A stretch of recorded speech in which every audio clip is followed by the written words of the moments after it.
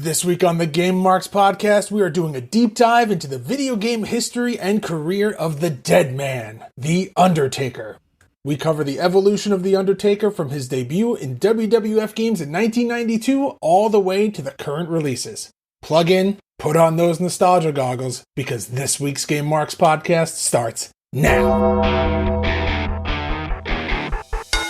And now, the Game Marks. Welcome to the Game Marks podcast. I'm the man they call Johnny Clash. And I am the man of 1,001 nicknames, George Feis. And this week, Johnny, it's time to rest in peace. Because we are diving into the video game history of The Undertaker. It took everything in my power not to laugh throughout that whole thing. I could just see in your face like you were just waiting, like giggling, waiting to hit that nickname. I thought you were Georgie Jigglebits this week, but I guess I was wrong. They came up with a great nickname on the Twitch stream, so. All right, and as always, we love to hear from you guys, so please leave us a review on Apple Podcasts, and make sure to subscribe and rate this podcast wherever you choose to listen, and join the conversation on social media at Game Marks Pod. George, how is your week going? Are you ready to take this deep dive into the history of the dead man? I am so ready. I'm very, very excited for this week's episode. But before we do that, let's fire up those cement mixers one last time here, as do a little follow up from last week's episode. How are you feeling about Rumble Roses there, Johnny boy? I'm not feeling anything. Is your skin still crawling? Are you still cement? Are you? No. The cement mix has dried. I don't want to ever see that game again. Is that a good thing, or like once the cement's dry, is that a good thing or bad? Well, I don't it's done. But I want to move on from Rumble Roses. I never want to see that series again. How are you feeling about it? I second that. I'm very much done with that series. I'm good. I don't need Rumble Roses XXX. I don't need that in my future. I hope that game never comes out. Yeah. Yeah, okay, we both feel the same about that. But now, we also both feel the same about Gameboree, which is going on right now. You are listening to this on Monday. Guys, this Friday will be the last day to buy a 50-50 raffle, because on Monday, on this very pod, we're going to be announcing the winner, who will get the other half of the pot that will go to Cohen's Children's Medical Center. Right now, we are up to $150. That's $75 for Cohen's, $75 for the winner. I think we could jack that up. Oh, absolutely. And on the other hand, St. Jude Children's Research Hospital, we are so close to tier 6. That's the $500 range. We have to get there. That's 2 VGF ProFlex controller grips. And then, at the 750 level, we will be giving one listener, one donor, WWE Battlegrounds for their console. So head on over to our Facebook page right now and drop a donation. It could be small, it could be big, it could be whatever you can afford. Let's help make everyone's Christmas a really good one this year, despite all of the bad that's happened. Absolutely. This has been a rough year for everyone, but especially for these kids that are going through a really rough time. Anything that we can do to make it a little better, especially being able to bring them some holiday cheer, shine a little light in their life with some video games, absolutely makes all the difference. So, please give what you can. Also, Johnny, we sing about the praises of this new thing every week, and eventually it's not going to be new, but it's always fun. It is our Discord server. I have a good time there. It is awesome. It is probably... that combined with the Wednesday Twitch stream is probably my favorite thing. It helps me get through the week. It is just like-minded people, fellow game marks, talking about everything from console to PC gaming, general wrestling, music, movies. We just started a food sharing channel where we could talk about recipes and share recipes. We're saying that maybe we'll even put together like a little Game Marks cookbook. Hey, you never know. You never know.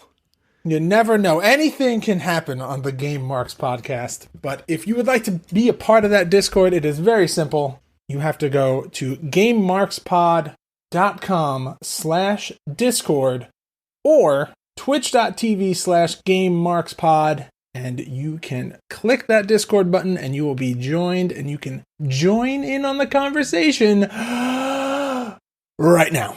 That's right. I have a lot of fun in that Discord channel. I have a lot of fun at your expense. You have a lot of fun at my expense.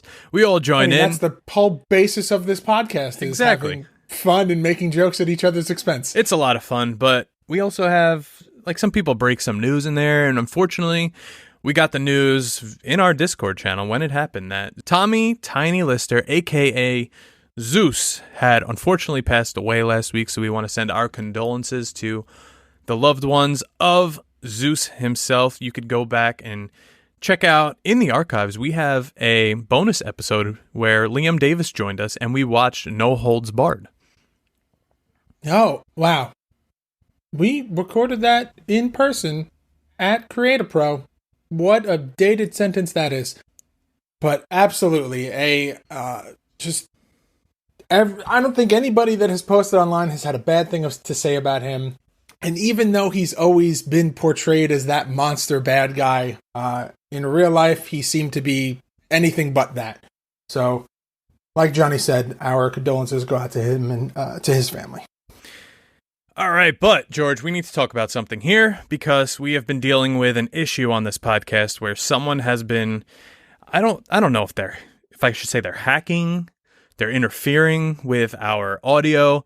Usually it's in the podcast itself, but last week it was actually in our Rumble Roses XX playthrough on YouTube, if you haven't seen it yet. Unfortunately, we lost some really good gameplay because, you know, the file's done. I'm deleting the file. I'm not storing that 3 gigabyte file on my computer's hard drive. I'm getting rid of it. So now we just have this stupid video of this thing interfering. It's the first time we see like what the hell's face. That logo? Right. It's like our logo, but it's a skull, not a lucha mask. But I'm still on a hunt to get to the bottom of this. Last week, Top Shelf Troy Nelson, he pled his case. We know it's not him.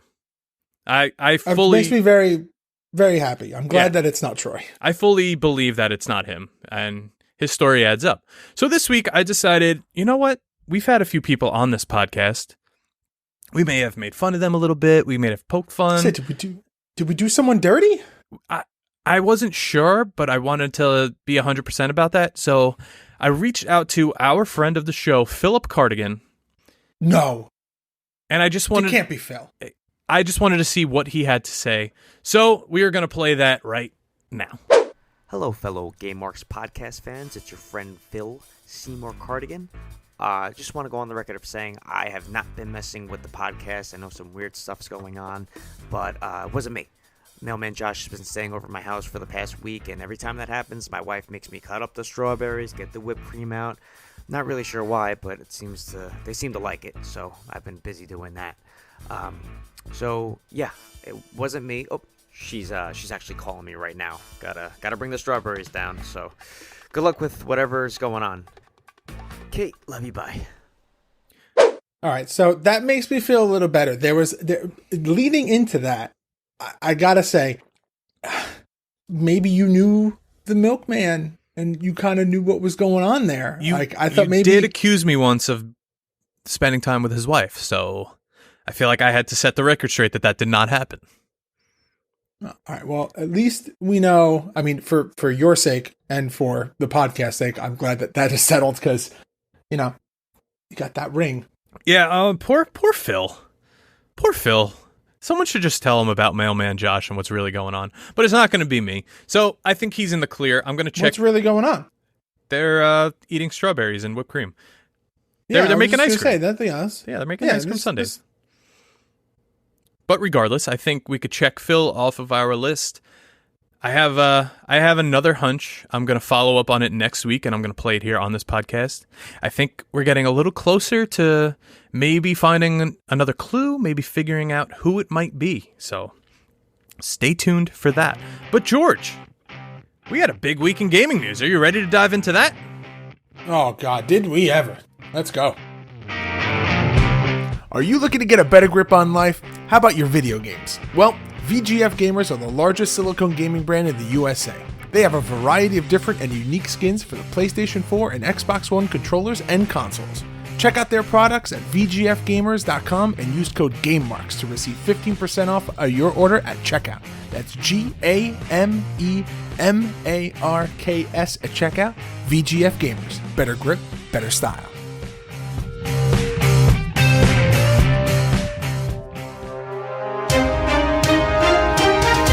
Last Thursday, during the Game Awards, BioWare and EA surprised everyone by revealing the first official teaser trailer for the brand new Mass Effect 4. The trailer reveals a familiar face, Liara T. Sony, a prominent secondary character in the original Mass Effect trilogy. The cinematic trailer heavily implies that Shepard, the trilogy's protagonist, is back in some capacity. And after much anticipation and many teases, Among Us creator Inner Sloth has finally revealed the newest map called The Airship, and it is scheduled to come to the game sometime in early 2021. The first full look at the map was revealed at the Game Awards after a couple teasers over the past few weeks hinted at what sort of experience players would have and how this map would compare to the others that already exist. Last week we touched on Fortnite, and once again, Fortnite Season 5 is getting another crossover with The Walking Dead. Epic Games announced this earlier this week at the Game Awards. The first preview of the arrival of skins from The Walking Dead was shown off after Epic Games confirmed that Master Chief from the Halo games would be available in the item shop starting last week. Now, The Walking Dead fans will have to wait a little bit longer for the Fortnite crossover because the game isn't scheduled to get those skins until December 16th. And that's all the gaming news we have. Check back next week. All right. So, I gotta ask. It's been a while since you've played Fortnite. Is Master Chief bringing you back into the Fortnite game? That's not enough to bring me back, and neither is The Walking Dead, which is funny because as we're recording this yesterday, I dropped Clash and Burn, and I kind of aired my grievances about the current status of The Walking Dead and how I fell off, how I kind of want to start it from the beginning once it's all on Netflix so I watch without like commercial interruption, but I'm completely out of the loop on the past 2 seasons of The Walking Dead. But no, this is not enough to bring me back in, and I don't think neither is the Among Us new map because I feel like we only play in one map anyway, and I'm also just kind of at the edge of never playing that game again. But Mass Effect. Love the first 2. Never played the third. I will absolutely give this game a shot. I've never played the Mass Effect series. I have watched through like a playthrough of it because I wasn't sure. So I watched a playthrough of the first Mass Effect, and it definitely feels like something that is up my alley. So I will probably end up playing through the other 2 in anticipation for Mass Effect 4, which I assume will only be coming to next gen. That's what I assume. Speaking of that, I want to touch on the fact that there are some serious issues with Cyberpunk 2077. So I have Cyberpunk downloaded on my PlayStation. I have yet to even load up the game and create my character, but I'm in a group chat with a bunch of friends, and they've all started the game already. They've all created their characters, and the whole really low less than 20 frames per second is really affecting the gameplay. I have one friend who has had 4 blue screens of death already while playing the game. Another friend experienced a crash. I don't know if this is all going to be fixed with a patch. This game has taken, 7 years to make? How much more can they give into this game? Like, this is someone's baby. This is someone's life work. And it's probably the most anticipated game ever. And now it's just completely bugged, completely crashed. And I really hope they fix it. And I'm kind of dreading turning the game on because I don't want to be turned off by it, if that makes any sense. I'm so excited for it that I don't want to have a crash and be like, I'm not touching this game. Yeah, I totally understand that. Here's the thing. I I feel like there's a big issue in gaming right now with ports. So, like, I have friends. I'm assuming all of your friends are playing it on console. Yes. So, I have a bunch of friends that are playing it on PC, and none of them have had any issues. Right.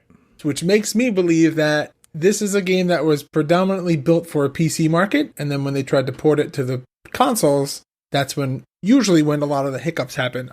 Again, not a game developer, but in my history of gaming, being a gamer for most of my life, I feel like that's always an issue that arises. You've seen it happen with countless other games. I guess the argument could be made. Would you rather have a game, because Cyberpunk was already delayed multiple times, would you rather have them delay it more so that they can release it and it's more stable, or release it, have people install it, and then maybe within like the first 2 weeks roll out a patch? I mean, at that point, after 7 years, what's 2 weeks? But I guess if it's not broke for everyone, I don't know. I have no answer there. I guess either way could work, but maybe they even predominantly made it now for like the PS5 and the Xbox Series X, and the PS4 and the Xbox One versions kind of got pushed aside a little bit. But I'm gonna guarantee a patch is gonna happen within the first 2 weeks. So hopefully I'll have an update on that next week, and I'll be able to give some insight on my experience with the game. All right.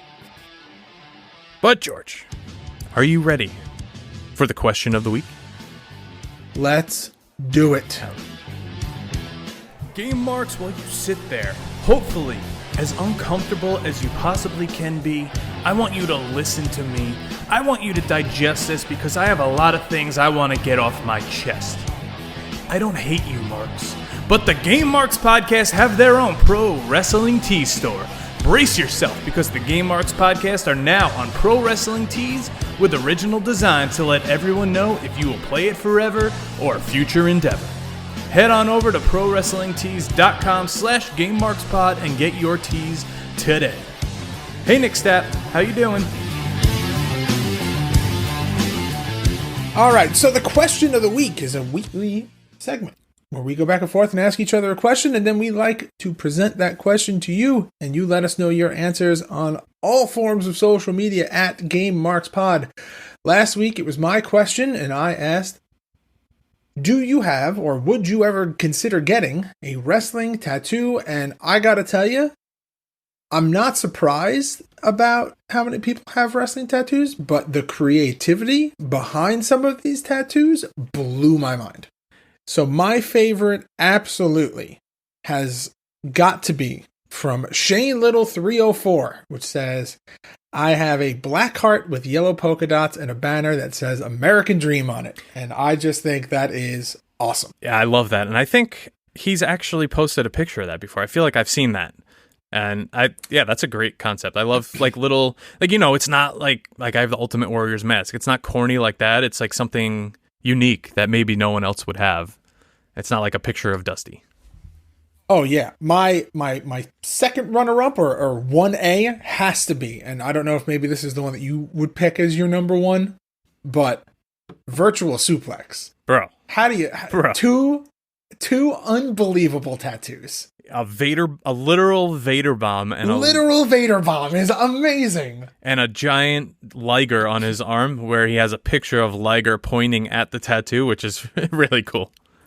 Like, you're not beating that. Like, it's just so awesome. It's one super creative tattoo and one unbelievably accurate tattoo with a photo of the tattoo, like the person with the tattoo. It's awesome. Yeah, and then avid listener, top fan on Facebook, Jamie Patterson, said he would get either a Macho Man NWO shark tooth glasses or a Bret Hart winged skull, which would also be kind of cool. Now, we threw this out, obviously, on all of social media. Do you have or would you get a wrestling tattoo? One person said no, but I would definitely get one. So I questioned, what would you get? And they said either something to do with Stone Cold or the Ministry of Darkness. Now, Army Jatonis just said no. and I said thanks for your input, and they gave me a thumbs up, so that was great. Thank you for listening or reacting. But George, it is my turn to ask you a question this week, and I figured I'd keep it simple. I figure all week we're going to be asking questions. We're going to be posting about The Undertaker, the dead man.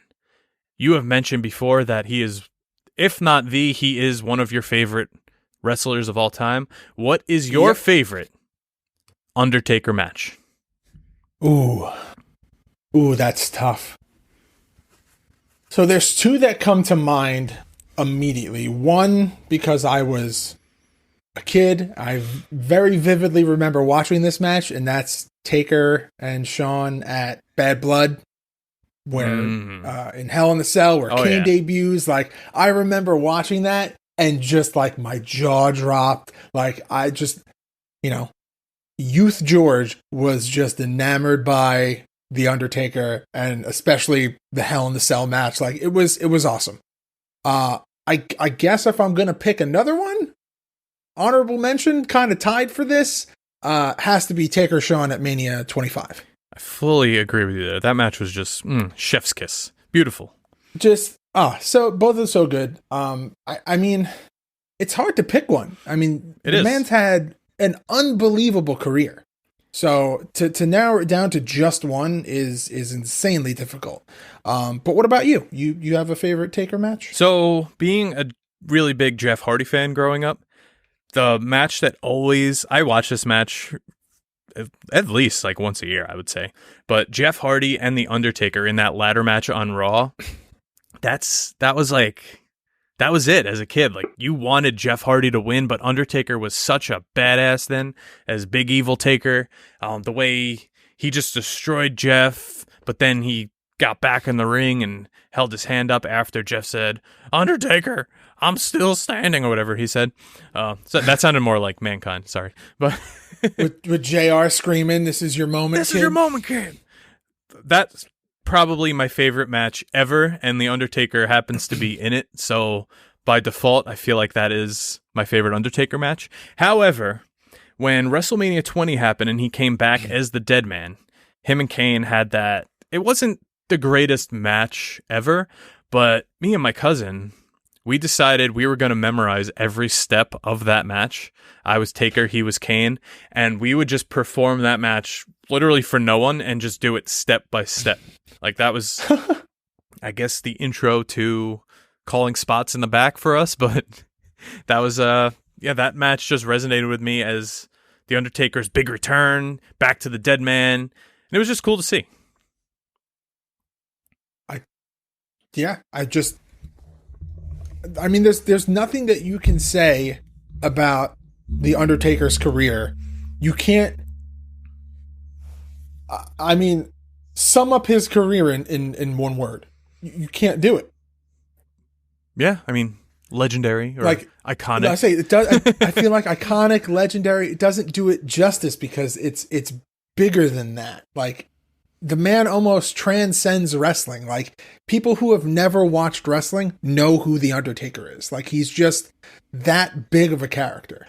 But all right, John, my good friend Johnny Boy, is it time for us to begin this long journey? Are we ready? Are we ready to take the plunge here? Is it time for the deep dive? I think we're ready to take that dive over the top rope. We're ready to go old school. All right, and we're diving off the top of the Hell in the Cell. George, I'm about to make you famous. Let's go. What's up, Game Marks Podcast? This is Danny Tancredi, and I'm here with my brother Johnny Tancredi, and together we are the Caught Looking Podcast. Each week we bring to you the latest news and reviews on all things baseball collectibles. From baseball cards and memorabilia to bobbleheads and stadium giveaways, each episode will discuss the newest products to hit the shelves of your local card store and your favorite ballparks around the country. Be sure to be following us on Instagram at The Caught Looking Podcast and on Twitter at CaughtLookingBB. New episodes drop every Friday, so be sure to tune in wherever great podcasts, like this one, are available. The Caught Looking Podcast. Don't get caught looking, start collecting. All right, so Mark Calloway, his gaming debut 1992 in WWF Super WrestleMania for the Genesis and SNES.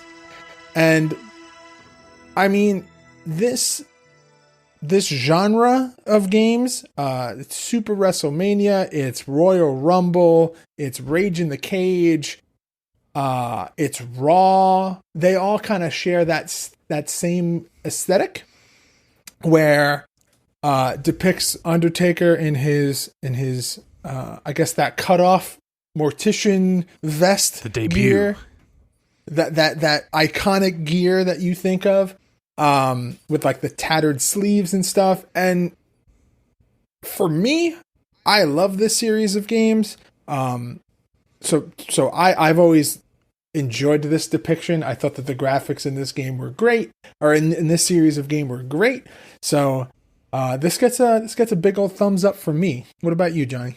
Yeah, I love this look, and it goes all the way really up until we get to like 1995 when we get WrestleMania the arcade game, and that's an actual image of the Undertaker being portrayed as the Undertaker, which is cool. That's the first time we see something like that.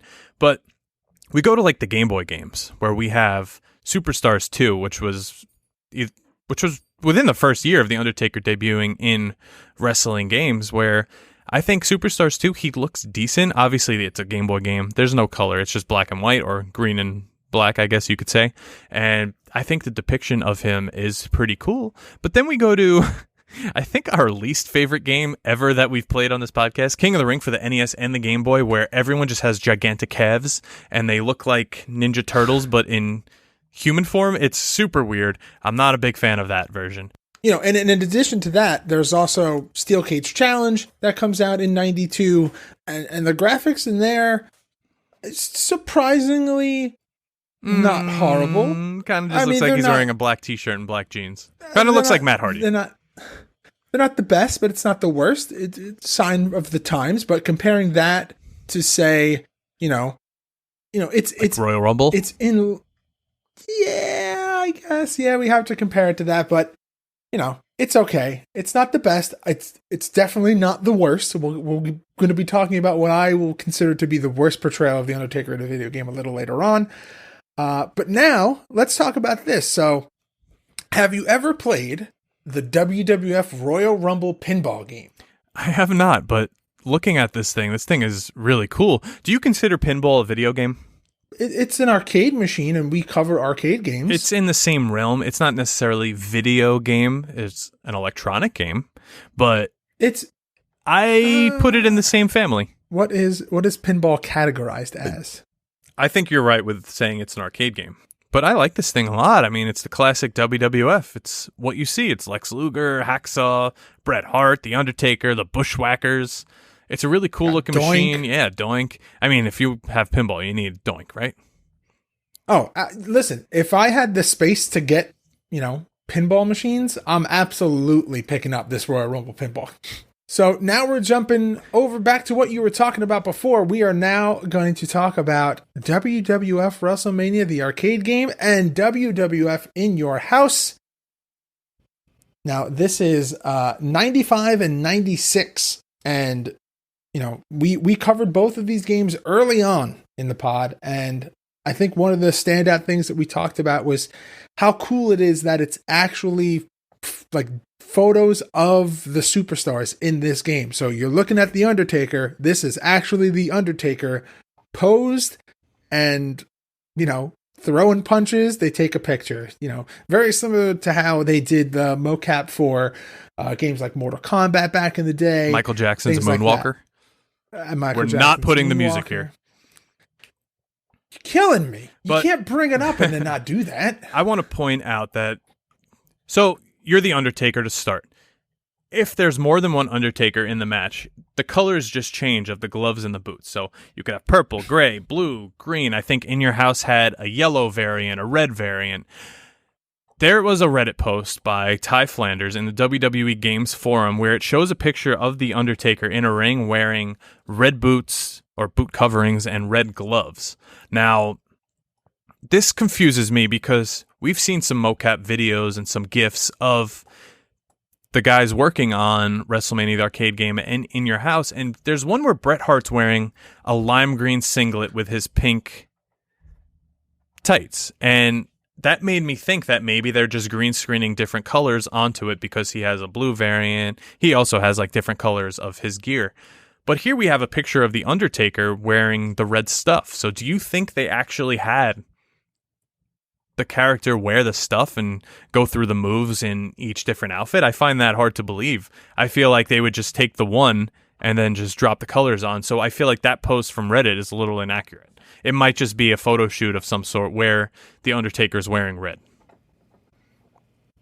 Yeah, and I mean, there, we've talked about it in respects in regards to other games that, like, just because you shoot content doesn't mean that everything that you shoot makes it into the final game. There's, it's very possible that this was, maybe they did all the colors that you could possibly think of. They covered the entire Roy G. Biv spectrum, but they only picked, 2 or 3 to actually put in.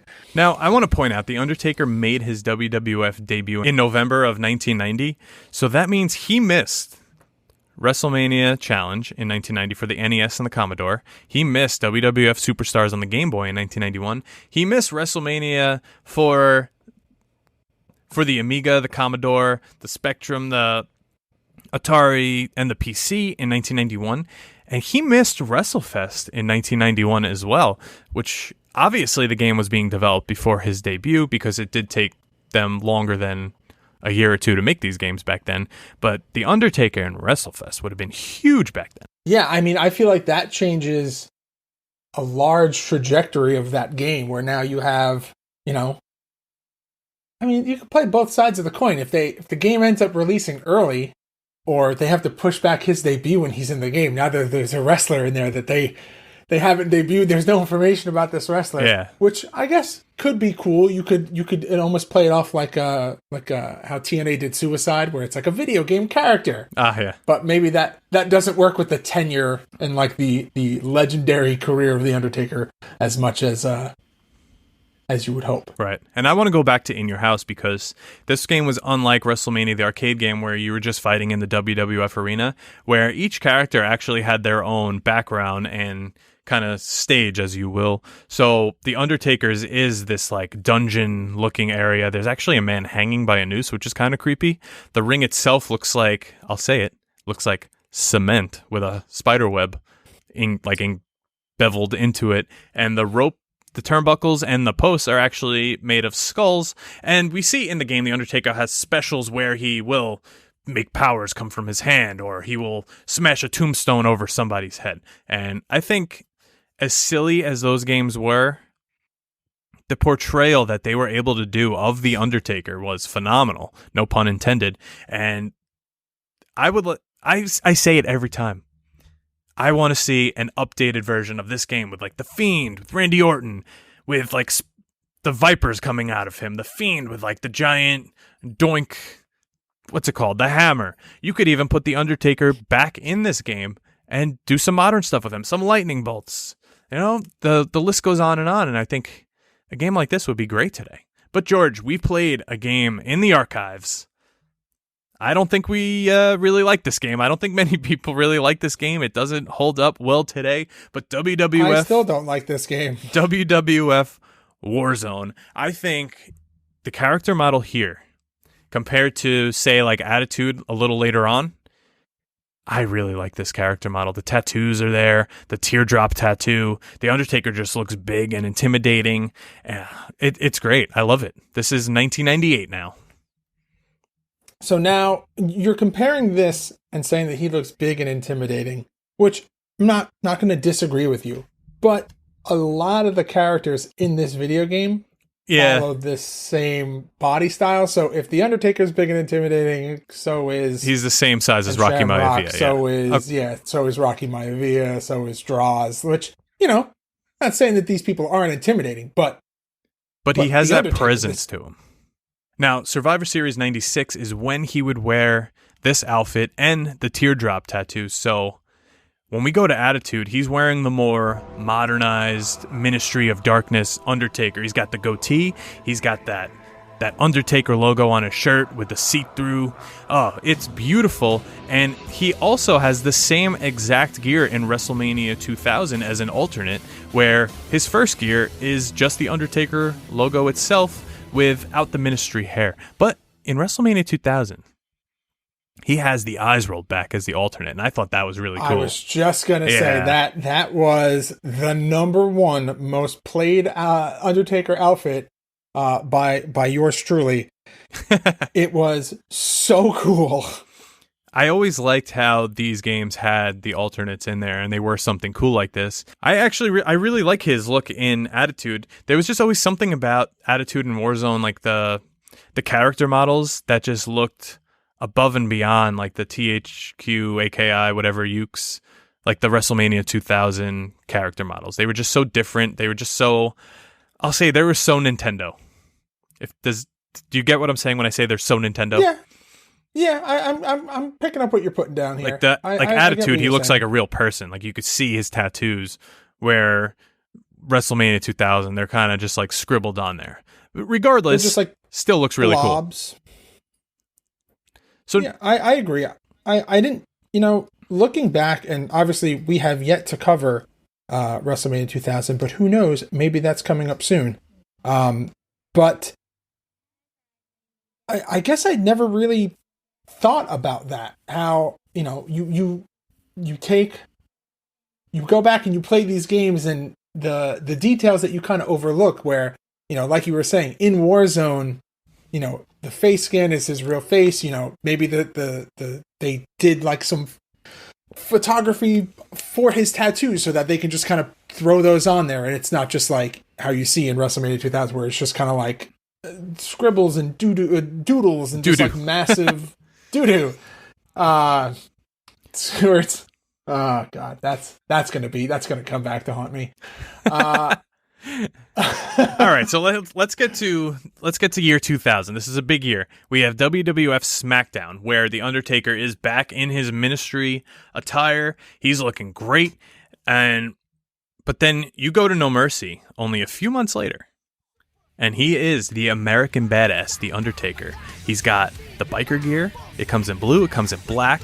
You can unlock the ministry gear and put him on him. You could also unlock a robe to put on him for his entrance, which was kind of cool. Now, SmackDown 2 comes out around the same time, and he looks exactly the same in the blue top, half unbuttoned. I just think that his SmackDown 2 attire, it was just lacking a little bit. He could have used the bandana. He could have had the ponytail or something. He just kind of looks like a general guy in a bar, which he did around this time. I just think that compared to the first SmackDown game, where he just looks so badass and so cool as a Ministry Undertaker, a few months later, SmackDown 2, he doesn't look that great. Yeah, I agree with what you're saying. I understand maybe limitations at the time, but at the, And then you have WWF Royal Rumble on Dreamcast, which came out with around the same time of the first SmackDown game, where he's in a more simpler, I would say, like his first attire in WrestleMania 2000 gear. This game, we're looking forward to playing one day with friend of the pod, Liam Davis. This was his game back in the day. I spent a lot of time at an arcade upstate when I used to stay at this resort with my family playing Royal Rumble, the Dreamcast version, but on arcade format. And let me tell you, The Undertaker was my guy in this game because his attributes were way higher than everyone else. He took everyone out, and you basically ran through either a Royal Rumble or like a singles match tournament. Undertaker was a force to be reckoned with. But George, another game we played in our archives, WWF Betrayal, is this the absolute worst rendition of The Undertaker we have ever seen in a video game? So here's my problem. I don't know, and we said this when we played it. I still can't tell if this is The Undertaker or if it's Mark Miro. Or Chris Kanyon, or Bradshaw. It's a man with a goatee in a biker vest and a blue bandana. It does not look anything like The Undertaker. But then you look at the other guys in the game, Stone Cold, The Rock, Triple H, Stephanie, Vince. Horrible game. I'm just going to say this is probably one of the worst wrestling games ever created, character-wise and gameplay-wise. If you haven't played it, don't. But then let's go to Road to WrestleMania on the Game Boy Advance, because another one of my childhood favorites. The character models here, while smaller, you could actually tell that they are who they are. The Undertaker does have his American Badass entrance and music to an extent. I do remember Roland being in there in the 8-bit version, but he does kind of look more like the Ministry Undertaker. He's just in all black. But I think as far as character model goes, you know that it's the Undertaker, and it looks really cool. But now, the same year, this is 2001, SmackDown, Just Bring It comes out, and we have a really cool American Badass Undertaker. He's now drifting more towards Big Evil. He comes out on the motorcycle. He's got the short hair. He's got the bandana. And this is the start of another evolution of the Undertaker in video games. And I do believe for the generation, I'm going to say that this is the best portrayal for this era. Agreed. It's clean. He has all the mannerisms, like the motion capture for this game is spot on. It doesn't leave a lot to be desired. But also, this is the first SmackDown game with an actual entrance, so he is able to do more. That's true. Same with No Mercy, they kind of cut the entrances off at the ramp, so you weren't getting the full effect. Yeah, and obviously you're not there SmackDown 1 style with just you walk in and it's just a giant Tron video playing. Right. Now, were you familiar with WWE with Authority that came out in July of 2001? Heard of it, never played it. Looking forward to figuring out how we're going to play that on the pod. It is kind of... it's a bit of an earlier version of Supercard for the PC, but it would be on CD-ROM, and it was single player. So you would collect like these digital cards, and it had like an eFed aspect to it, a playbook, and the playbook would represent like the moves and the abilities that your wrestler can do. It was, I guess, the first kind of like DLC also, because you could buy booster packs for like $10, and you can get more moves, more wrestlers. It kind of set the tone for like what the future of games were, and it did eventually have online multiplayer where up to 1,000 people were able to be on at any given moment. That's pretty big for 2001. I was going to say, now that is a massive, massive online game. But to see this with Authority, and now to see what Supercard has become, that's pretty insane. Another game in our archives. We're going to go to 2002 now, where we have WWF Raw, and we're going to compare that to the other game that came out this year, which was WrestleMania X8 and SmackDown Shut Your Mouth. Now, if you thought the first time we brought up The Undertaker and Just Bring It, the Big Evil Undertaker was good. Now, WrestleMania X8, it's a little lacking. It's a little clunky, I'd say. It's lacking some logos, I think, on his attire, where SmackDown Shut Your Mouth, this is a perfect Undertaker. Everything from his hairline to his gear looks just looks perfect. But yes. But WWF Raw, we've mentioned the flaws with this. We mentioned how many times it was delayed. It's still long hair American Badass Undertaker, but they just kind of slapped the Dead Man Inc. stuff on him as Big Evil Undertaker. And Fred Durst is actually with him in this game. So, oh boy. But now we've talked about our feelings on Fred Durst being in video games. I love it. You hate it. Yes. But Road to WrestleMania, we mentioned how the character models look great. Now that WrestleMania X8 came out, Road to WrestleMania X8 came out for the Game Boy Advance as well, where I think the character models were upgraded a little bit to look even more realistic. I think in doing so, it made the game a little more clunky. I like that small Nintendo feel of a Game Boy game. This kind of added another dimension to it, which wasn't the greatest, but still decent game. But 2003. This is a good year. WWE Mobile Madness came out. Now, we mentioned that this was the start of WWE games back in 2002, and that started with WrestleMania X8 and WWF Raw both getting name changes halfway through to be WWE. Now, we are full WWE here. let's start with WWE Mobile Madness, because I remember this game existing. I don't believe I had this game.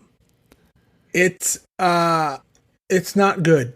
No. Is my only recollection of this game is that it was not great.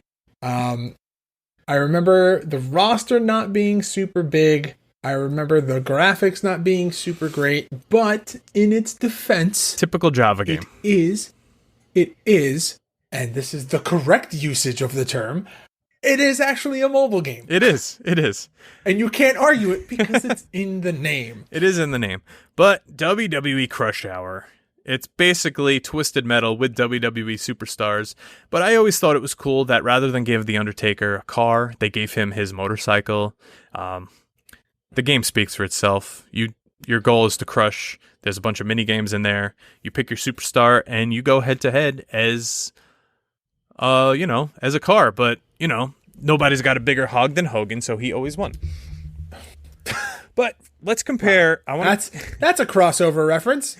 Let's compare WrestleMania X8 on the GameCube to WrestleMania 19 on the GameCube, because I personally think that X8 looks better than 19, even though it's the same portrayal as The Undertaker.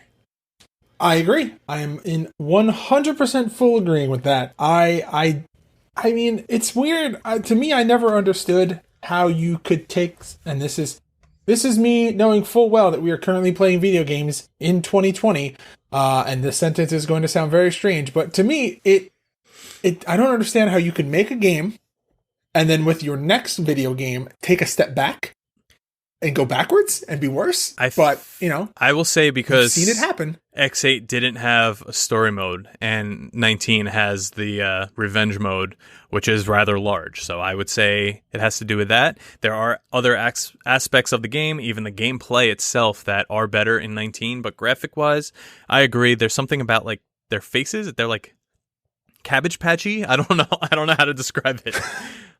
It almost like the skin textures are almost too perfect. Right.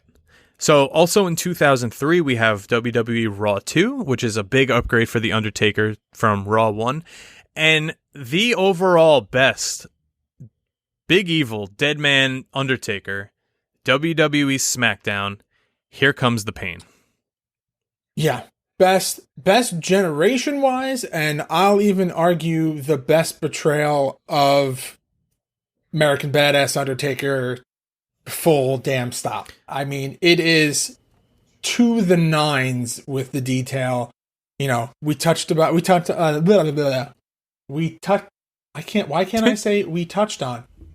on the fact that in previous games, you wanted the bandana, you wanted the sunglasses, you wanted the details on the tattoo, on the texture of the vest, the overall, not looking like a Ken doll with the fake skin texture. This checks all the boxes. It is flawless. And that is also the last time we see the American Badass Big Evil Undertaker in a video game. Because now we are moving on to 2004. Where the first portrayal of the new Deadman Undertaker happens in WWE Day of Reckoning. So this is the start of the Undertaker back to being his old self, back to being the Deadman. And I think that Day of Reckoning got it right here. Yeah, there's not a lot of complaints in terms of his look. He looks great. The tattoos are probably some of the most detail that you'll see around this time, given the other games that came out this year. But, I mean, like you said, there's not a lot of flaws to nitpick here. Textures are great. Model is good. Tattoos are great. The face scan is awesome. Say what you will about the game and how you feel about it, but you can't deny that come on, it's a great game. Good. So, listen. So some people who will go and say that they didn't like the game, but I will say, big jump from WrestleMania 19 to Day of Reckoning in the game overall. Like, this game put out like an authentic game here, finally. Absolutely. Now, jumping in, the next game that comes is WWE Survivor Series for the Game Boy Advance, and again, given that it's a a portable console. Details there. Details Looks like there. The Undertaker. Very similar to Road to WrestleMania X8, just with more hair. Same style. Has the detail for the tattoos. You know, considering that you're playing this on a somewhat small screen, like, it's always nice when you can look at the wrestler that you're playing as and be like, I know exactly who this is. You could see that there's tattoos there. It's the Undertaker, his hairline and everything. Yeah, it's perfect. But now I want to jump down a minute, because then, do you remember the N-Gauge? I do remember the N-Gauge. I'm sorry you remember the N-Gauge, but if you don't remember the N-Gauge, guys, look it up. It's one of the most out there portable consoles that ever existed, and WWE, of course, had a game there called WWE Aftershock, and The Undertaker is portrayed here, I would say, fairly decently for what the game and the console was, but overall, just the whole thing was just pretty bad. But my main complaint about the N-Gauge was that it was a vertical screen. Like, so weird, right? They had like big titles. Like, I remember that you could get I think there was like a Spider-Man game. Yeah. I think there was you could get Tony Hawk or Tony Call Hawk, of Duty on there. Like, it made sense to, had a lot of big titles, was cool. Like, it very interesting looking console made by Nokia. Like, it just, why a vertical screen? It's so super strange. Weird. I don't know, super weird. But we are redeemed because a game that we played in our archives only a few weeks ago, WWE SmackDown vs. Raw, did come out here in 2004, and we have the Dead Man in all of his glory. He came out with the massive entrance with the druids holding the flaming torches over his head. This was perfect. But if we want to talk about perfect, we are not going to talk about this next game, WWE WrestleMania 21 for the Xbox. No, this goes back to just that fake plastic skin texture and just... I don't think a lot of people even know this game existed. That's how big it was. This game was very bugged. There weren't many, I'd say, there weren't many patches available back then for the Xbox. So me personally, I had really bad experiences with this game. You can see in the screenshot here that the entrances... Like, you see how the Survivor Series had the ringed, like, vertical, the screen that formed like a half circle. They would just repeat the movies. It was very lazy. They would just repeat the movies in that circle rather than put the actual circle in there. I remember one game specifically, I was fighting in the ring, and then all of a sudden, my characters were in the top level of the crowd, like in the concourse area, and that's, like, not a thing in the game. We were just up in the crowd, but the ring rope decided to come with us. Like, it was hooked on my foot, so like the top rope was up there also, like just stretched all the way up. And then so it's the precursor to 2K20, right? And then it just shot back to the ring. Yeah, so this was definitely 2K20. Like, the game was just forgotten about, and that was the end of the series. But it was redeemed in 2005 when Day of Reckoning 2 came out, where if Day of Reckoning 1 wasn't beautiful enough, Day of Reckoning 2 upped it even more. He looks great. It is that classic, quintessential Undertaker that you expect. The trench coat, the hat, the MMA gloves. Like, this is the Undertaker, no doubt about it. There's, again, going back to what we said about WrestleMania 21, there's no plasticky looking skin texture. There's no, it looks real. It looks legit. It looks like they really went into making the Undertaker look like the Undertaker. Right. And unfortunately, that's the end of the games that are different, meaning Day of Reckoning, meaning WrestleMania 21. From here on out, because we start this. Now we're jumping into the big boy league. Right, and we could get through these fairly quick because they are similar. WWE SmackDown vs. Raw 2006 comes out in 2005, and we get the Dead Man Undertaker once again. And I think this is the start of just video games just looking really good. Like, everything that comes out is just good. A good portrayal, near perfect. And when they're not, we're going to tell you they're not. So let's start with 2006. And now... Looks great. SmackDown vs. Raw 2007, it's basically the same Undertaker, but he grew his hair a little longer. Yeah. We also have some really cool tidbits about these games coming up in a little bit. So, 2007, we have SmackDown vs. Raw 2008, where now The Undertaker has his logo on the side. Now let's go to 2008, where WWE SmackDown vs. Raw 2009 comes out. Now, here, The Undertaker has a Road to WrestleMania story. And if you're not familiar with the Road to WrestleMania stories, it's basically pick a character and you're going to run through their story. And in this one, the story centers around The Undertaker's streak at WrestleMania and, of course, the fact that he wants to keep it going. And you have 3 months until WrestleMania in this story. It consists of 15 matches altogether, and it ends with you versus the Boogeyman in a Hell in a Cell finish. Now, I'm not going to argue this. It was a decent story, but Boogeyman at WrestleMania? I was just gonna say there's the highest of highs and the lowest of lows, because graphically, man, this is a clean, crisp looking game. It is damn near flawless. It is. I'll even say it's pretty fucking perfect. But you're going to put that amount of detail and that high end of graphics to then have him go against the Boogeyman? And I understand, gimmick-wise, it makes sense. The time frame, Boogeyman's getting that push. It does make sense.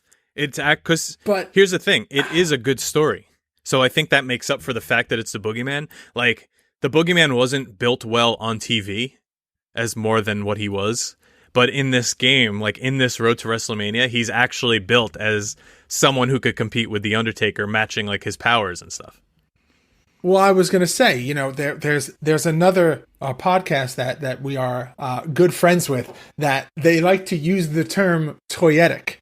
And I believe the Boogeyman checks the box right with the Undertaker, where I guess the term would be game-etic. I don't know what we would say, but like it's, we'll workshop that a little bit. But the character of the Boogeyman, very much like the Undertaker, is perfect for video games. It's made for video games the same way that also made for action figures, made for toys in general. Like, it's, that's why you might hear it and be like, oh, the Boogeyman, but it works for this game. But now I want to give you guys a little insider stuff here, because Justin Leeper, who we once had on the podcast, who was responsible for the SmackDown vs. Raw 2009, 2010, and 2011 Road to WrestleMania modes, if he had anything about The Undertaker here that he wanted to share with us. And this is what he said. Undertaker didn't want to record any voiceover in 2009 due to goofy portrayal of his gimmick in previous games. Now, there's been some rough stuff. Now, for 2011, the Versus Undertaker mode, he was down to record, but our team had to hit him up at home. Luckily, our Wrangler knew the secret word: bottle of Jim Beam. Wow, we have the same secret word. That's weird. Now, the Versus Undertaker story was influenced by GameCube classic Eternal Darkness, and the Druid was made playable in 2011, and some fans very wrongly thought we literally swapped out Hurricane Helmsford in the roster. Now, the Undertaker chokeslamming Boogeyman from the ring into the casket was definitely one of the most fun mocap shoots I directed. Voiceovers for Create a Superstar in Versus Undertaker was done by Dave Brocky, better known as Gwar lead singer Oderus Urungus, a friend of mine who sadly passed away in 2014. I hadn't planned to have any superstars be selectable, but our voiceover team was able to get guys like Kofi and Johnny Nitro to record the lines. That's all from Justin Leeper, and we want to thank him greatly for providing that insight. That is all really cool knowledge. Absolutely. That's awesome. So we just mentioned that SmackDown vs. Raw 2009, 2010, 2011, where in 2011 you could actually unlock Badass Undertaker as well. But in between there, we have WWE Legends of WrestleMania. And this is one that I personally cannot wait to play once we get to it. I think it's a little goofy looking, I would say, but it's right on par with like the Legends of Wrestling games. So it's kind of the counteract to that from WWE side. So SmackDown vs. Raw 2011 got a really cool UK version called the Lord of Darkness edition for PS3, where it came with an Unforgiven 2007 DVD. an Undertaker art card, and the Ministry of Darkness Undertaker in the game. So that's kind of cool. Yeah. The cover's really cool. That's pretty freaking awesome. Big fan of the cover. Maybe we'll have to seek this out and try to find one on eBay. So also with the Lord of Darkness edition in the UK, there was the Hitman edition and the Viper edition featuring Randy Orton. So that was kind of cool. Kind of a cool little additive onto an already badass game. No pun intended. Yeah, that's awesome.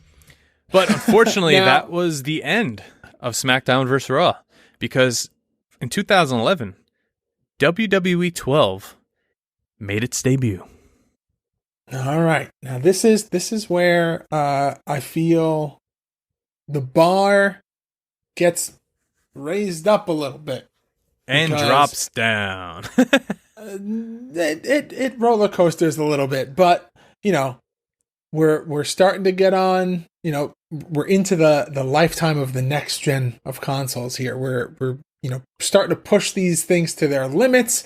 Where textures, lighting, move sets, graphics, the overall game engines, they're getting improved and built on every generation. And 12 is the baseline. This is it's only up from here. 12 is a really cool game. Big fan of 12. Love WWE 12. I actually love the whole WWE series. I felt like all two. This is also the era where the games just became too realistic, I think, and like you wanted something else. And fortunately, that year they gave us one of our favorites. Ask and ye shall receive. WWE All Stars. Oh, baby. Now, we have covered this game in our archives, and I believe that we both played this game forever. I love this game. I think it does get a lot of criticism and a lot of hate because it is like a childish arcade style game. But come on, it's so much fun. But how are you gonna argue with that Undertaker story mode? It is so awesome. It's so dope. Paul Bearer speaks for him the whole time. Paul Bearer. Yeah, Paul Bearer's there. They do like the funeral parlor setup. It's awesome. It is dark and gritty with that storyline, but at the same time, like the graphics are like over the top and exaggerated, borderline cartoony, and they mesh together so well, and it's just like such a perfect marrying of those two elements. I think All Stars could be one of the better portrayals of the Undertaker character. It really sets the tone for him in that game. Right, and like you said, character. We're not saying like he looked the best or he played the best. No. The portrayal of his character. The portrayal of the Undertaker was awesome. But then you get, in 2012, WWE 13, where you get 97, 98 Undertaker, you get Ministry Undertaker, because there's an Attitude Era mode. This game was heavily featured around the Attitude Era. You get the Brothers of Destruction gameplay, which is a 97 to 98 storyline match, culminating in match 10 of Judgment Day 1998, where it is The Undertaker versus Kane. Now, I thought this game was cool with the Attitude Era storyline because it gave you everyone. It's kind of like, 16 with Austin, where you got Mikey Whipwreck, you got everyone involved because they wanted to make it as authentic as possible. It was the same in 13. You got blonde Paul Bearer, you got regular Paul Bearer, you got everyone you could just to make these as realistic as possible. Now, I'm going to go on record here and say that WWE 13 will go down in my list of wrestling video games. It's high on the top of that list. It's not number one, but it's top five for sure. That Attitude Era mode is amazing. I still remember sitting down and playing that and just reliving all of these childhood memories. It was incredible. Graphics are great. The portrayal, like Johnny said, you get so many different versions of Paul Bearer, of The Undertaker, of everyone who is featured in this Attitude Era mode. There is literally something for everybody in WWE 13. Now, do you want to hear a bad story? Now, do you want to hear a story about WWE 13 from my personal experience? Let's do it. So this was released during Hurricane Sandy. So yes. I had the pre-order at GameStop, and for some reason, I don't know how you were affected. My whole area was flooded. Everywhere was destroyed. Power was out. I was one of the lucky ones that it still had power, so everyone was kind of coming to me to charge their phones, take showers, and all that. So I was off from work that day because obviously we couldn't work. I worked locally. We had no power. So I decided, you know what? I'm going to drive through this destruction and go to GameStop. See if they have my pre-order. I go there. There's no roof on GameStop. The whole shopping center's closed because the roof is literally hanging down in front of every door. So I say, all right, You know what? Best Buy is across the street. I'm just going to go buy the game. I probably put $5 down on WWE 13. I don't care if I lose the $5. I walk into Best Buy. They're obviously running off generator. Like, they have half their... like, half the store's lit. There's people, like, in line for, like, generators, for, like, coolers, refrigerators. And I walk up, I'm like, hey, you guys got WWE 13? The guy I was just going to say, I imagine you probably got some strange looks, my friend. Yeah, the guy was kind of like, yeah, we do. Here you go. So I waited on this, like, 2-hour line with WWE 13 in my hand. I bought it. I went home. It probably took me a half hour to get home, and it was down the block just because the streetlights were out. And, I went into my cozy home, invited some friends over, and we played WWE 13 for the rest of the day until everything went back to normal for the next week or so. Yeah, my Sandy experience was a little bit different, mainly because we were out without power for 2 weeks. I would have invited you over. I didn't have the option. If I knew you then, I would have invited you to play WWE 13. That's very kind of you. But let's get to one of the weirdest games that The Undertaker's featured in. This game is called A Bobo's Big Adventure. It's a freeware parody Flash game, and it's inspired by various video games released for NES. So, in A Bobo's Big Adventure, he travels the world, and he kind of encounters different games to save his son.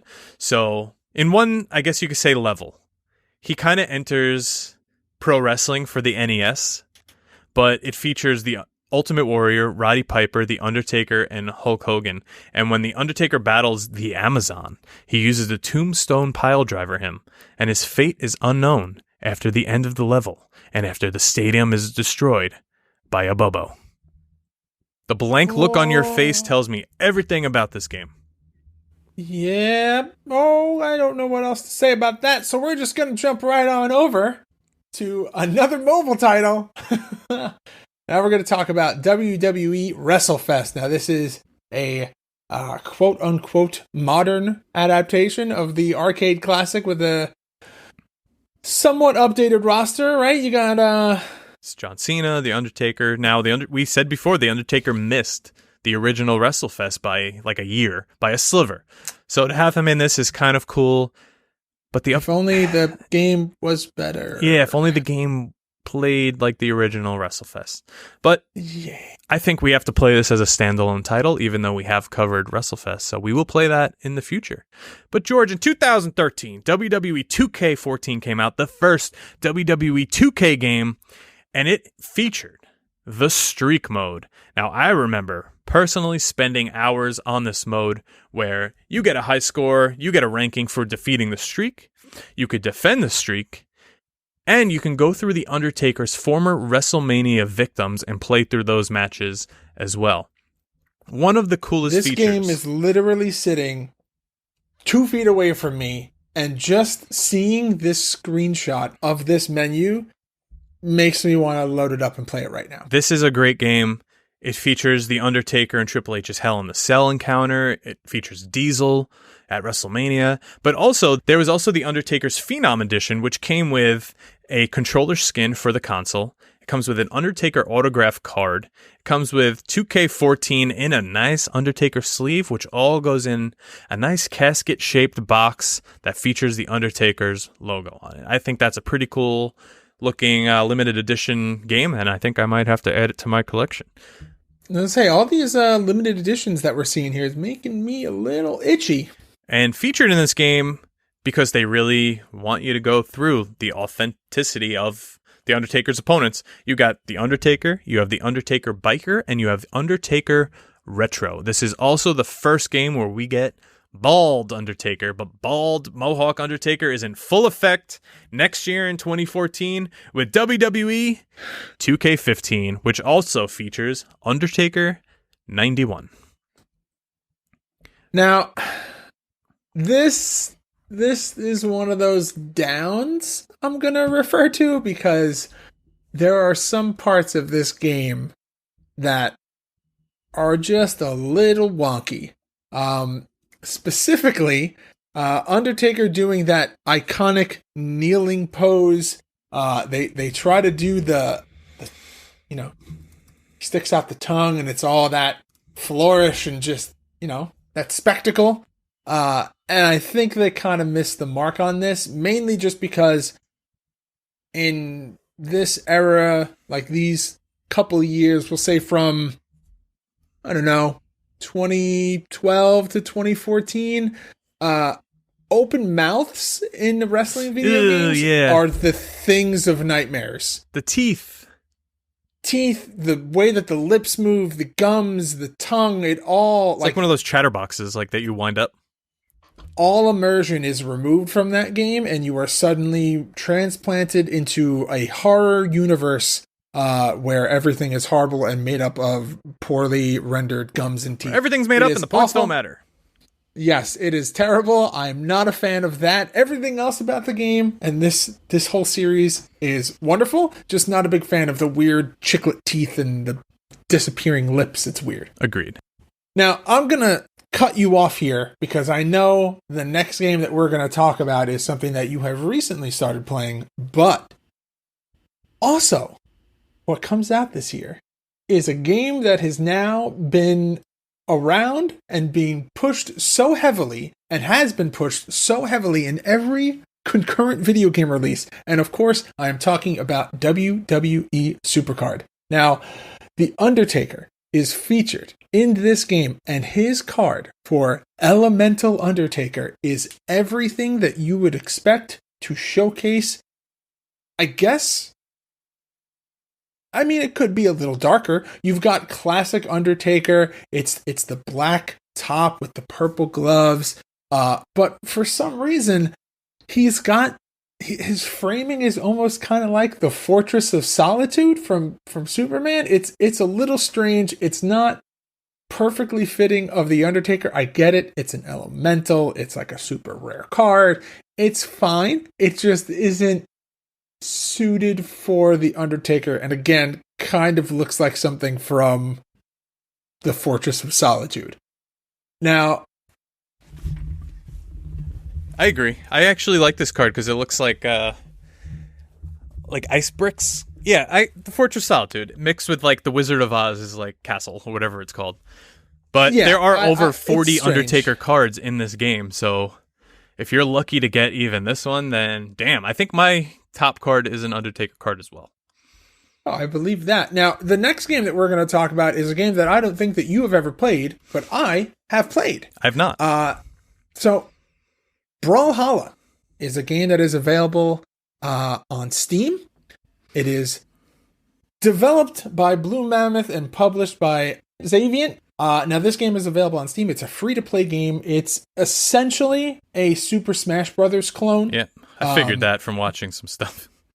But they have a skin pack where you can have a number of WWE superstars as skins for other characters. So you have The Undertaker, Roman Reigns, Asuka, Randy Savage, The Rock, John Cena, Becky Lynch, and Xavier Woods. Now, a feature of this game is you get weapons very similar to how you would have in Super Smash Brothers, but they're also kind of themed around the character. So the Undertaker's character has this axe scythe thing that is literally made up of the Undertaker's logo. It looks so cool. Super dope. It is probably one of the better cartoon portrayals of the Undertaker. And you know what? I'll just throw this out there. If you are not someone who has access to Super Smash Brothers, it is.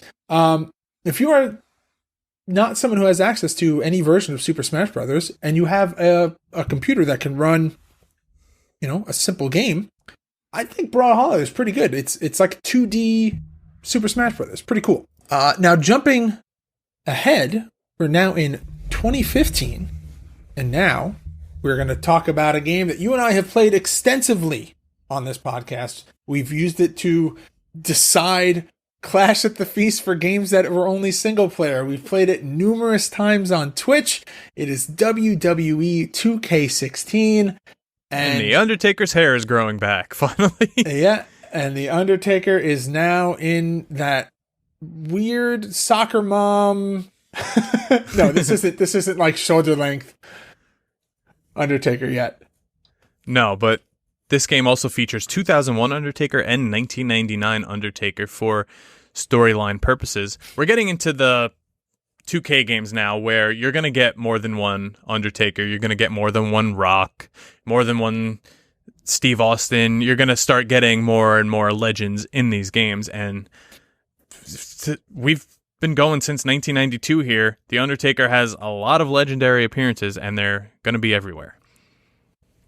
Yeah. Now, the next game that we're going to talk about is arguably one of the stranger titles that I think WWE has made, but it's not strange because it's bad. It's strange because it's an awesome concept, but it's a mobile game. And we're going to talk about WWE Immortals, which is essentially Mortal Kombat meets WWE, and you get some insane artwork here. So I was going to say very Soul Calibur-y. Yeah, you get like Necromancer, Undertaker. He's got like these weird decrepit hands. He's got this awesome, like almost like Van Helsing style, like clothing on with like chains, and it's nuts. And then there's like a hooded version where he looks like a character out of Diablo. It's pretty wild, and I almost wish that this was not a mobile game, because I would imagine that on consoles this could have been a game changer. This could have been something that was really different and interesting.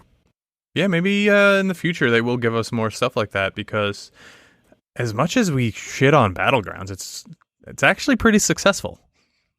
Yeah, 100%. So 2016 now.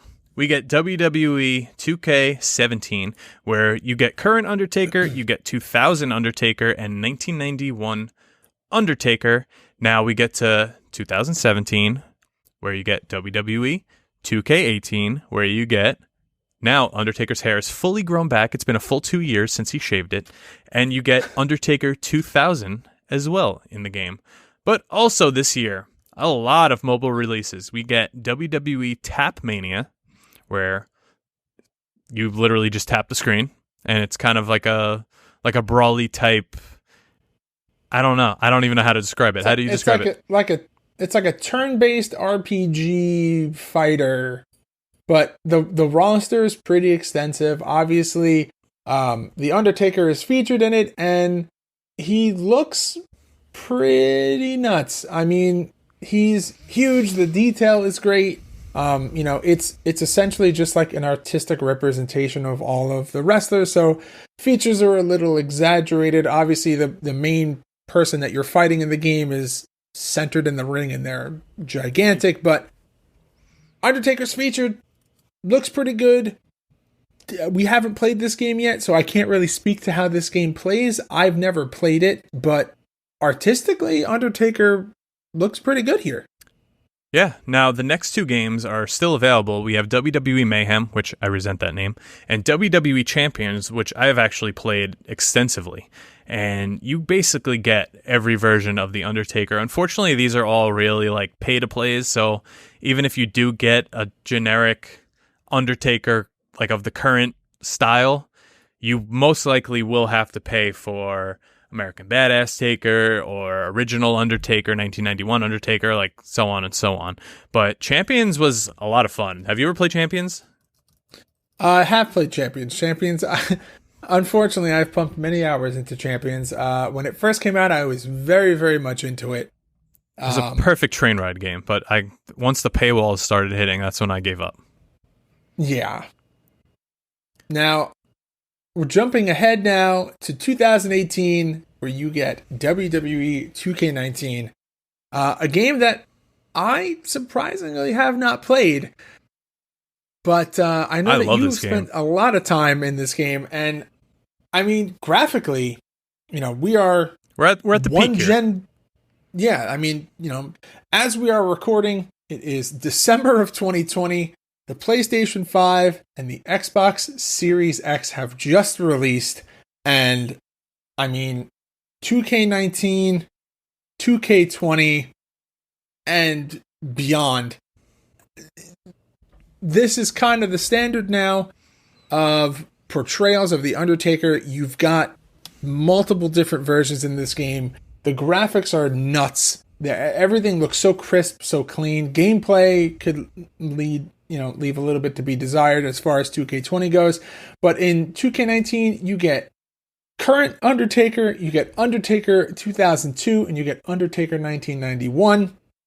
And also, John, I don't know if you've ever played the King of Fighters series. I have not, but this looks very intriguing. So, the King of Fighters series is a arcade-style fighter developed by SNK. It's akin to like a Street Fighter kind of thing. But in 2018, the King of Fighters All-Stars gets released. And All-Star is actually more of a RPG beat-em-up style game. Again, for mobile, for iOS and Android, and Undertaker is featured in this game. Yeah, Undertaker's featured in this game as a fighter, as well as Becky Lynch, Seth Rollins, The Rock, John Cena, and Kofi Kingston. So that's kind of Team WWE here. And now we address the elephant in the room, Johnny, because it is 2019, and we are going to be talking about 2K20. Now, and we just talked about 2K20. That's all we have for you. No, I'm kidding. Graphic-wise, texture-wise, lighting-wise, Undertaker looks good. My only complaint is that I think he's got a little bit of a 5-head, and I don't think that he really has that much of a 5-head, but in this game, for some reason, they made his 5-head like gigantic. Okay, wait. Hang on. If we're going to talk about Undertaker in this game, Undertaker 02 looks like shit. He looks like he's in WWE Raw, where his headband popped off, his bandana, and he just placed it back on his head, and it's like hovering there. But not only that, Undertaker 1991, he looks just like modern Undertaker, same face. They didn't do anything to the face to like age him, like make him look younger. He looks like an old Undertaker where they just plopped a mullet on his head. Yeah. They just like dropped a mop on his head. Yeah, current gen Undertaker looks like 2019 portrayal of Undertaker looks okay. Like texture-wise, graphic-wise, it's okay. 02 Undertaker, 91 Undertaker. Missed the mark on that one. Yeah, not very good. Unfortunately, that is like our last realistic Undertaker we've gotten in a video game, because this year in 2020, we've gotten 2K Battlegrounds, which we've both played a good amount so far, where you have Undertaker. He has a cool entrance. He could pop out of a coffin. He could do his cool moves. But are you aware of the game that came out only a couple weeks ago, WWE Undefeated? I'm aware of it. I have yet to play it, but it is on the list. Okay, so I popped this in the other day. I say popped it in, but really I downloaded it in the iOS store. It is... You popped it in the App Store. Yes. It is...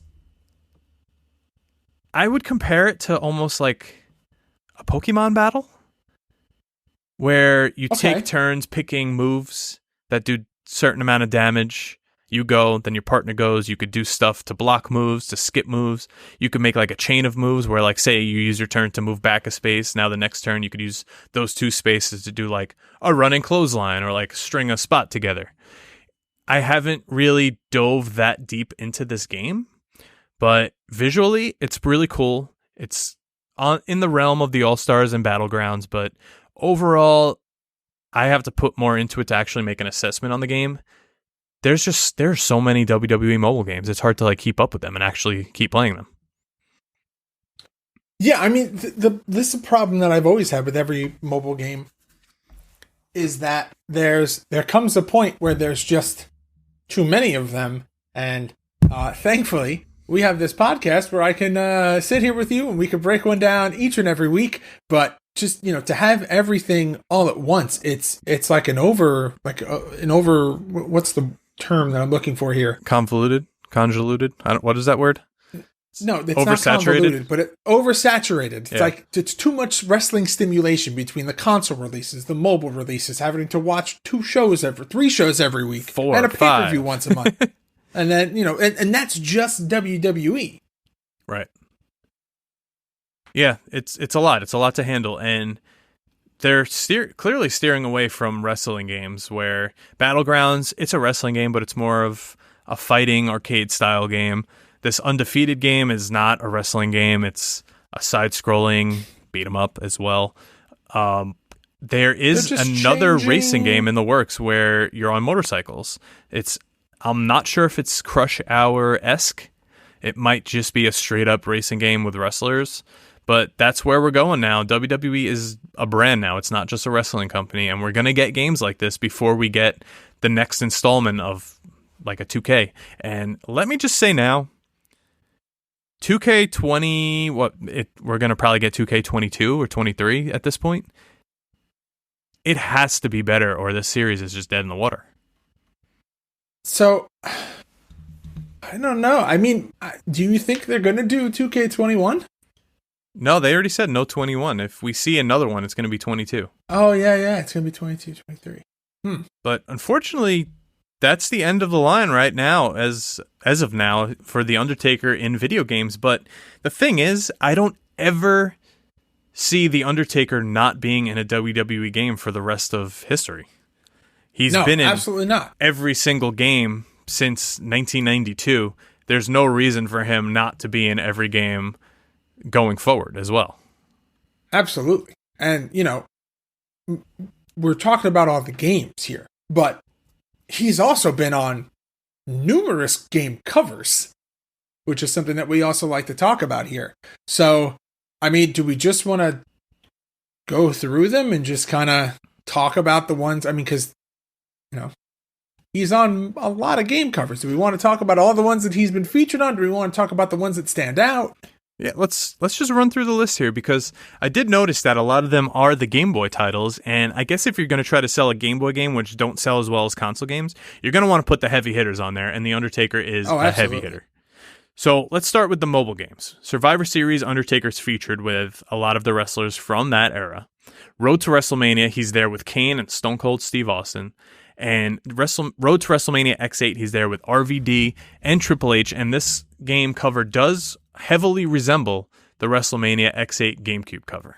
So and then with that, we have The Undertaker featured on WWF Raw, WWF SmackDown 2, along with Triple H, The Rock, and Chris Jericho, WrestleMania 2000, which is a great cover. Old school, we got him on WWF Raw, WWF Rage in the Cage, WWF Royal Rumble, and for the Game Boy, WWF Superstars 2. And we can't forget about the Sega Master System version of Steel Cage Challenge, where The Undertaker's in one of those nice little stars. Now, there's so many versions of Steel Cage Challenge, and this one features The Undertaker. Now, I will say this. I am surprised at the amount of American Badass portrayals on game covers. He's the hottest star at the time. Yeah, I just, for some reason in my head, I'm definitely thinking that you're going to portray The Undertaker. You're going just regular dead man. But yeah, I guess I never really stopped to think about how many portrayals of American Badass Undertaker there are on actual covers. Yeah, and I want to talk about now. George, do you know how many games The Undertaker's been in compared to other wrestlers? Because I did a little research here. Oh my God. I mean, from 92, right? Yeah. That's how far back we go, from 92 to 2020. All right. I'm saying it's at least 50. All right, so it was deliberated when we posted the original graphic how many he's actually been in, because we didn't post them all. Even here today, we didn't say them all. There's still some mobile games. There's still some extra like little side games that The Undertaker's been in that we didn't really talk about. I thought maybe Hogan would compare to him, maybe The Warrior, Macho Man. So I'll start at the bottom here. The Ultimate Warrior has been in 21 wrestling games. Macho Man has only been in 32. John Cena has been in 33. Stone Cold, 40. The Rock and Hogan are tied with 44. And The Undertaker has been in 70 video games. Whoa! So while guys like Hogan, Warrior, they may have jumped ship, they may have cut ties with the company at some point, since 1992, The Undertaker has been in every single WWE release that has ever been put out in a video game, plus games that weren't wrestling games. And all these numbers are give or take, because there may be a few floating around that aren't on some lists I saw, but at least over 70 games for The Undertaker. And that has to be a record. Wow. I can't think of anyone else that would be in these games more than him.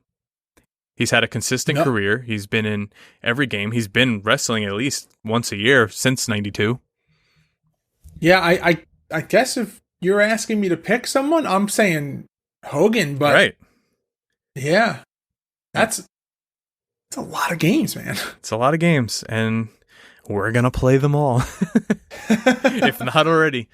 But I mean, we've played some of them. But that's crazy. The Undertaker's just timeless. I figured we would bring this episode for those who want to know, where did he start? What games was he in? When did he switch from character to character? In what games can you find, all of his characters in the later games? When was his first game? When was his last game? And I don't think there ever will be a last Undertaker game. I think years from now, we're still going to have every version of The Undertaker in a WWE game, and there's no questions asked about it. Yeah, absolutely. But, George, this was a lot of fun. I would like to do these for more superstars, but we are a gaming podcast, so why don't you go ahead and tell us what we will be playing next week on the pod? Well, let me tell you something, John. I thought... Let me tell you something, John. I thought I would do something nice for you.